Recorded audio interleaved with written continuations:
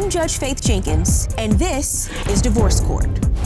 All kinds of couples with problems come to me for advice. Can I be in a relationship with someone that I really don't trust? Trust is lost in buckets and gained in drops.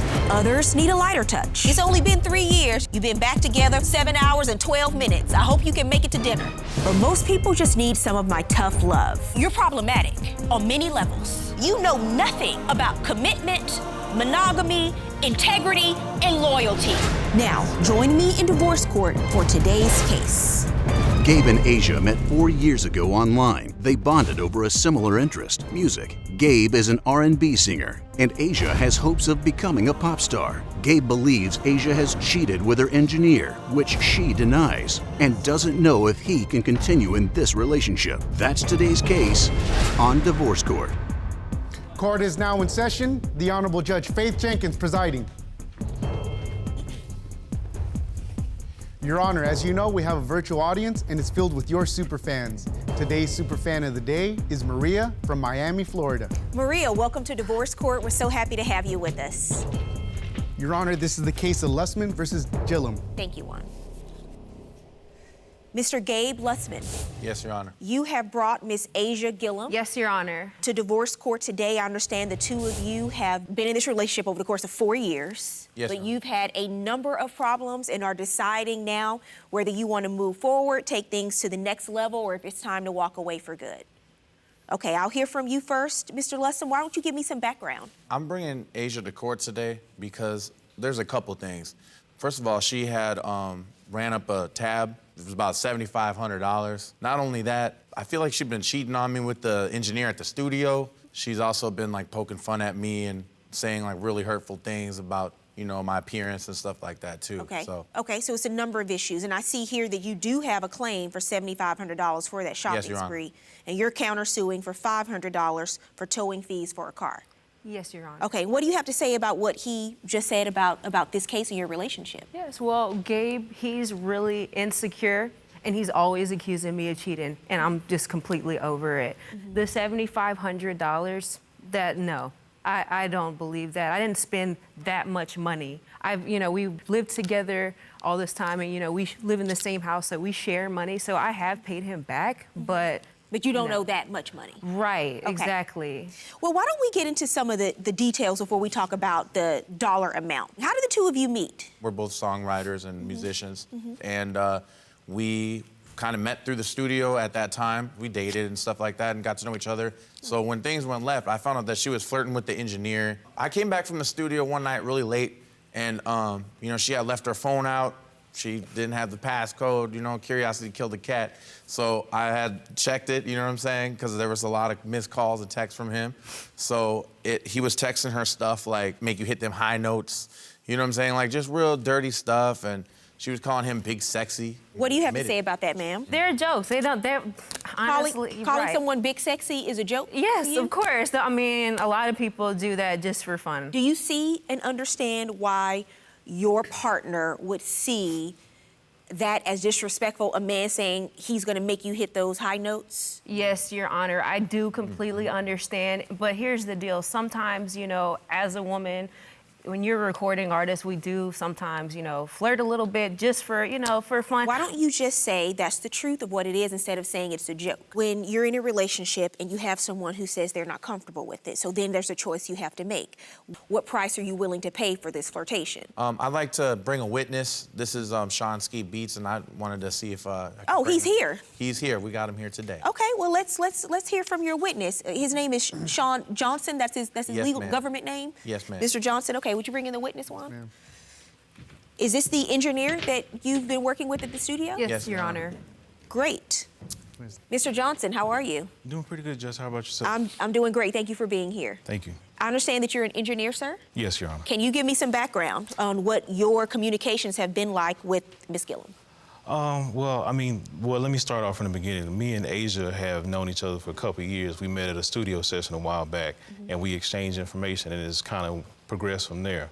But what I've noticed is, it's gotten more past just doing the music. It's gotten a little flirty. She sends me messages, and I will not lie, I do send her messages back. Do you know that she's in a relationship? I didn't know at the time. No, I didn't. Okay. But I started noticing different vibes with it, and you know, she's sending me messages like big sexy, in which I am sexy. I do be on my Gerald Levert swag, so I won't lie about that. You have texts. Yes. Did you submit those to court? Yes, I did. You did. Okay, let me see the text messages. It was nice hanging out with you. I feel we should do this more often. Don't you think so? So that's from you, Miss Gillam. And you respond, sir, yeah, that's cool. We can work out something. Yes, there's also pictures that she sent me as well. What kind of pictures? Prime example right there. She sends me photos like that, or, you know, she's showing me other things, or be like, you know, I want to show you in person. So I'm like, okay, cool, we're going to have a session. But Okay, just because I send a picture, no, okay, just because.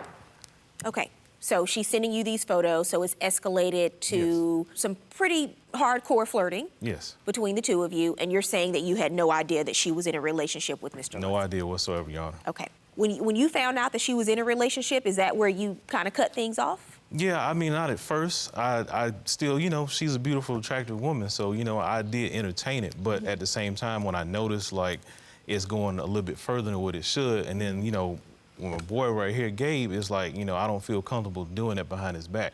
And like I said, I didn't know they were together in the beginning, but, you know, it seems like they're not together. Did you give her any free studio time? A couple occasions I have. Yeah, I mean, it kind of comes with the territories. You know, it's kind of a give and take thing, but it's networking. I mean, Give and that's take kind of what? part of being in the studio. Look, Have you ever given Mr. Lustman free studio time?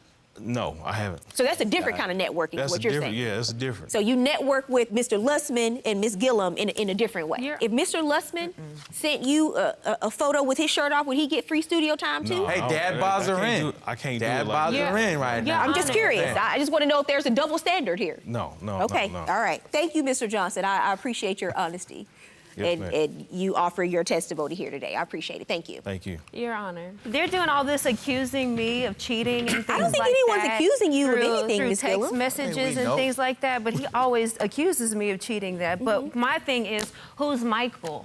Who's Michael? So Gabe was in the bathroom, and, you know, he had his phone on the bed, you know, and it says Michael. The Michael's calling. I answer, hello?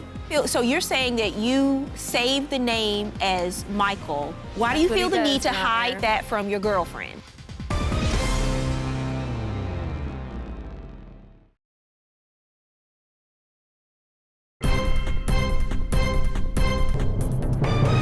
But he always accuses me of cheating that. But my thing is, who's Michael?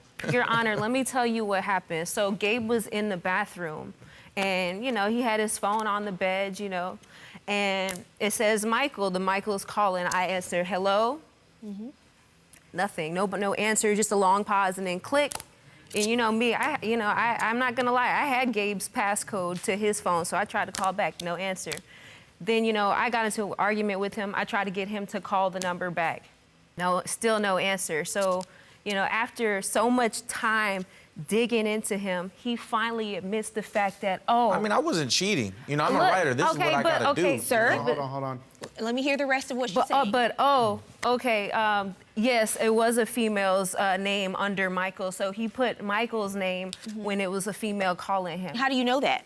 Because he told me.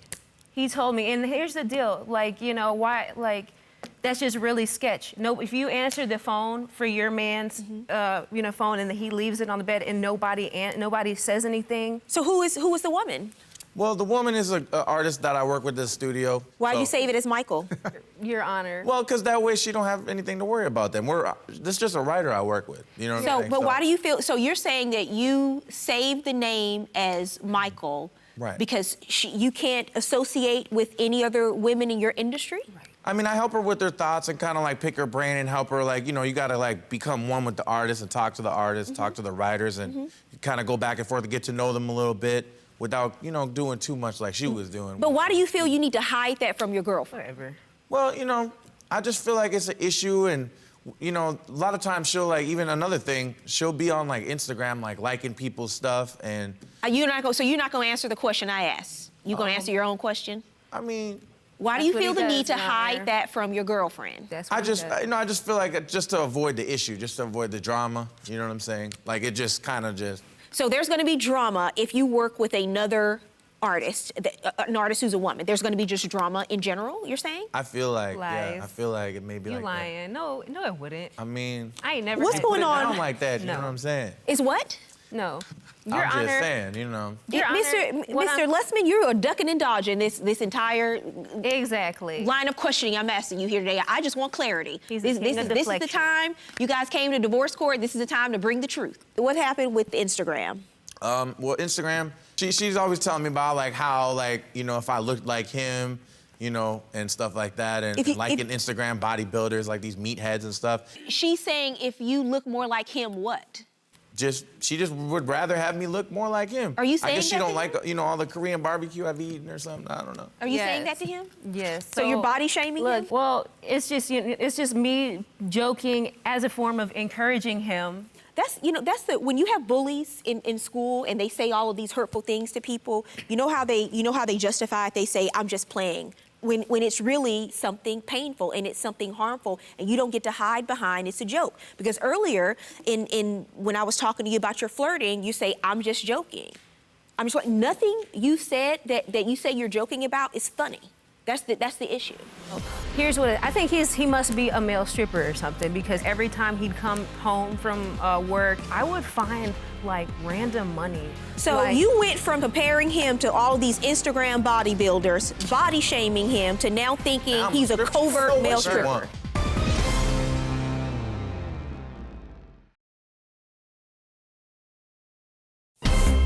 If you'd like your case to be heard on divorce court, call us toll-free 1-877-311-2222 or log on to our website at divorcecourt.com.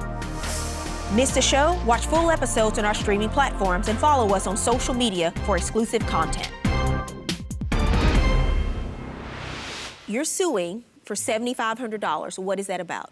The $7,500 came, you know, we'll get into arguments here and there, you know, and like any normal couple would, but, you know, lately, you know, every few months, she'll go on this like revenge shopping spree. Like she will literally go, like this is the time that really did it, and this is why we're here today, you know, one of the reasons. She ran up a tab of like $7,500. She bought a MacBook Pro. There's the bag she got right there. She got the bag, she got some shoes, she got an iPhone. So you're saying that she took a credit card that's from you and went on a shopping spree? And then didn't even bring me nothing back. Did you do that? I just want to just explain something first, really quickly. So Gabe has this weird thing about him where every time he'd come home from work or studio or wherever, I would find like random money in his pockets. Like it would be ones, it would be 20s, it'd be hundreds. And I'm like, always asking him, I'm like, where are you getting all of this money? He's just like, music be popping. And that's it. That's exactly what he says. What does this have to do with you taking his credit card and spending $7,500? So because me, as his potential wife, I feel like I should know why he's getting all of this money, why he isn't telling me the truth about all the money that he's getting in his pocket. So I'm gonna ask you a third time. What does this have to do with you taking a credit card, spending $7,500? Well, because, I mean, I do think, I don't know.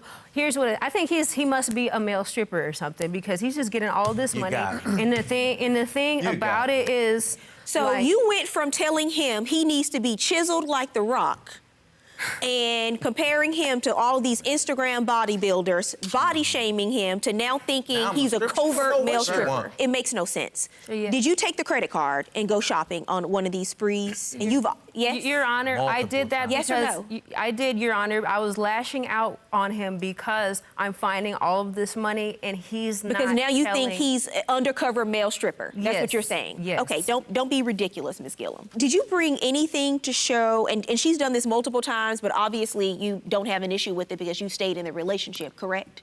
I mean... Where's your proof of the cost of the items, since she's made an admission here in court today? I have some I don't work in retail. I can't look at a photo and decide how much something costs, what the value is based on pictures. Exactly. What do you have? Do you have a credit card statement? What do you have? I don't have my credit card statement right now because they closed my account out. So.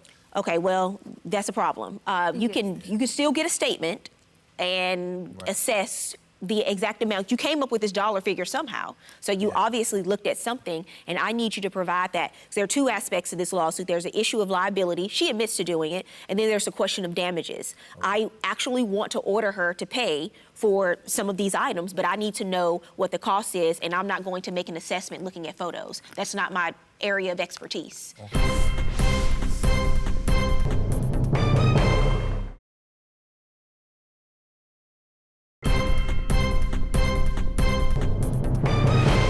What happened with the roommate that you invited to live with you? Who wants to tell me about that? Gabe met this guy, I don't know, some random guy that I don't know how they met. The guy said, hey, I don't have a place to go. Can I please stay with you guys? So I was like, okay. So after, it's closer to a month, I'm like, okay, we need to start figuring something out. I can't move, keep taking care of him, bringing him food, I bought him clothes, just to be nice. Mm-hmm. And I just kind of felt like I'm getting taken advantage of. Sometimes I would let him use the car if he asked me. So what happens? So this particular time, like sometimes if he needed to, drop off his resumes, things like that, I would let him use the car, no problem, if he asked me. However, this particular time, I said, hey, you're gonna have to figure something out the next day or two because I can't keep doing this. So I'm taking a nap, and I wake up and my car is gone. And I wake up, it's about 1:30, and then I'm calling his phone because he's not there either. I'm waiting up all night, like 5 o'clock, calling, car still not back. Finally, I get a phone call, 9 o'clock in the morning. He's calling from jail, the guy that took my car. He did an armed robbery in my car and robbed a smoke shop in my car. And the car got impounded, and I had to pay $500 out of my pocket.